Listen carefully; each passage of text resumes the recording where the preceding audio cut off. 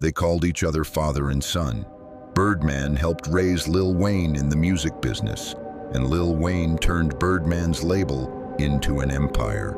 Then it all fell apart over money. This is the Cash Money war between Birdman and Lil Wayne.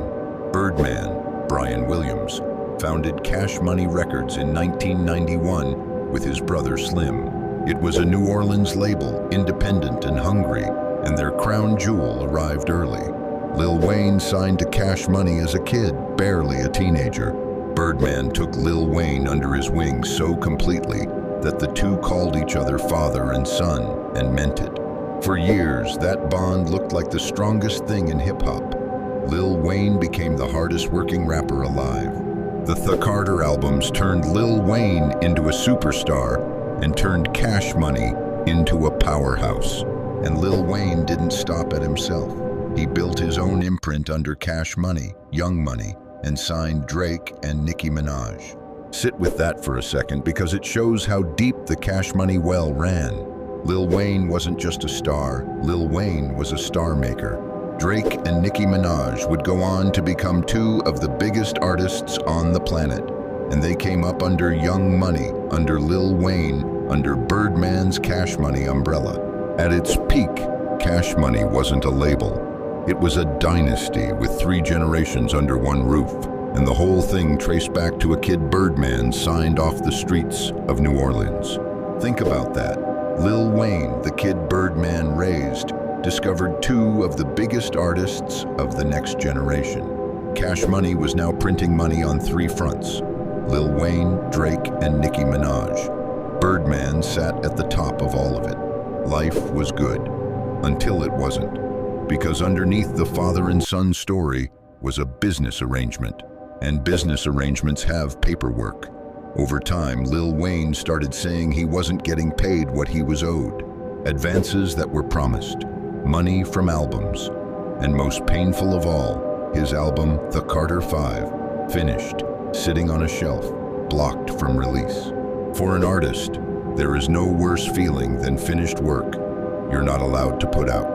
Lil Wayne watched his own album get held hostage by the label his own success had built. And the man holding it was the man he called father, Birdman. In 2015, Lil Wayne sued Birdman and Cash Money for a reported $51 million. The father and son story was now a courtroom story, and it got ugly. Public jabs, reported tension between their camps, years of legal back and forth while The Carter 5 just sat there, unreleased, a monument to how bad things had gotten. And it dragged everyone in. The tension reportedly reached the Young Money artists too, with Drake and Nicki Minaj caught between loyalty to Lil Wayne and their own contracts with Cash Money. The label that had been the strongest family in hip-hop was suddenly a house divided with lawyers in every room. For years, one of the most talented rosters ever assembled sat half-frozen, unable to move at full speed, all because the father and the son couldn't agree on the money. Here's what makes the Birdman and Lil Wayne war so painful compared to other label splits. This wasn't 2 strangers in a boardroom. Birdman didn't just sign Lil Wayne, he helped raise him.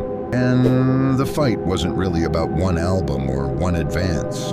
It was about a son realizing that the father figure who built him had also been standing between him and his own money. Eventually, the 2 sides settled. In 2018, the lawsuit was resolved, and The Carter 5 finally came out. Fans got the album, Lil Wayne got his freedom, and Birdman and Lil Wayne even appeared together again, publicly patching things up. But the lesson underneath it never went away. In the music business, family is a beautiful word right up until the contracts disagree. The closer the relationship, the deeper the betrayal cuts when the money gets complicated. Lil Wayne learned that a handshake and a nickname are not the same thing as ownership. That's the thread through this whole series. Every empire looks like a family until someone reads the fine print. Subscribe for more stories from the dark side of the music business. GhoullyWood, where even family comes with a contract.